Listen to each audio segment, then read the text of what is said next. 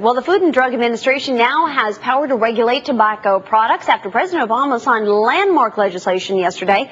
One anti-smoking advocate says the passage of the bill marks the diminished clout of the tobacco lobby on the Hill. Joining us right now is the man who said it, Patrick Reynolds. He's executive director of antismoking.org and happens to be the grandson of tobacco company founder R.J. Reynolds. Patrick, good to see you this morning. Thanks for being here. Glad to be on board. It's a great day for public health, for the health of our kids. Finally, we have regulation, FDA regulation of a dangerous product, tobacco. So let's talk a little bit about what this bill has done. You are a big advocate. You feel in some respects that it falls a little bit short. What do you like about what this legislation will do? Where it wins, 99% fantastic, 1% maybe falls short, or even does too much. But where it wins, we've got 50% graphic warning labels on the front and the back of cigarette packages. These are going to be a powerful deterrent to kids thinking about whether they're going to smoke or not, and a strong incentive for smokers to quit. Looking at pictures of diseased lungs on the front and back of the cigarette packs.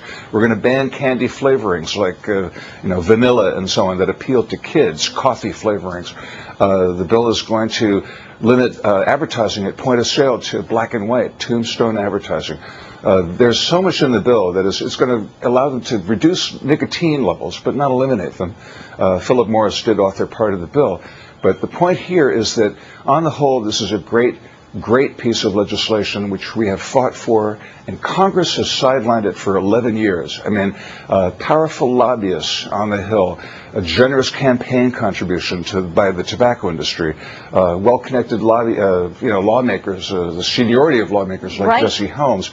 All of those things for 11 years got this bill sidelined and killed in committee. And finally, now that we have a Democratic Congress and Obama in power, this bill has passed. A lot of people are wondering, Patrick, how you, the grandson of the founder of R.J. Reynolds, why it is that you are in such great support of this, why you've been such an advocate for the past decade. Tell people why.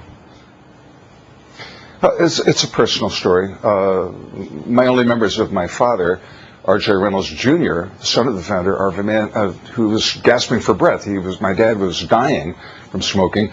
When I spoke out in Congress in 1986 for the first time publicly, and I was catapulted into the headlines, tobacco family member says smoking's not good for you and the industry's up to no good. Well, I really was catapulted into the headlines, and I realized I could make a difference on this issue, campaigning for cigarette tax increases. And as I worked on those political campaigns in the 80s and 90s, I realized how angry I was about the tobacco industry and what they'd been doing all those years, lying to the public and targeting kids in their advertising, as it later came out. And I knew that I could make a difference on this issue. Now I'm planning to go to China and India and Russia, and I just came back from Greece, where I was invited by the health minister and got covered by all the major Greek newspapers and news media. The TV networks were profiling me, and I want to go do that in China and in India and in Russia. So Patrick, I am just thrilled about the opportunity to make a difference. Yeah, no, I'm thrilled that you've had such success after all these years.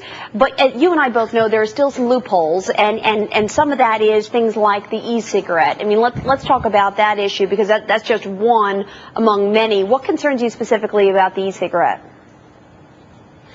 Well, I happen to like the e-cigarette.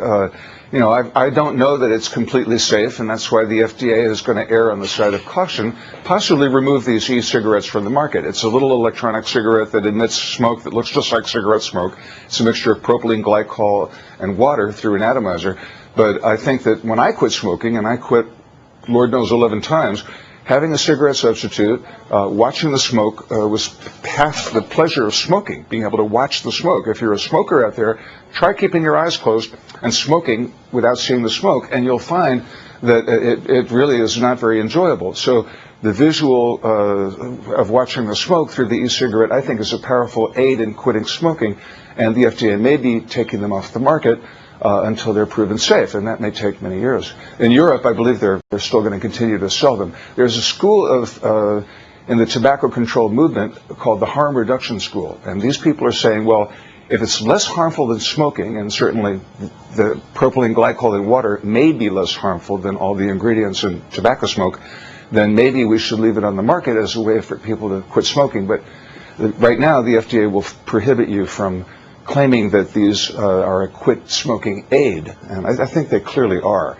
You know, I like the e-cigarette, but there's so much good in the bill that it's fine. You know, what do you believe is the next step toward a free smoking society? Because I know you're going to travel overseas, and if you travel to a lot of places overseas in Europe, there's a lot of smoking still going on. Well, as I did in Greece in April, I'd like to meet with the health minister publicly and discuss what really works what's been proven to work to reduce smoking rates.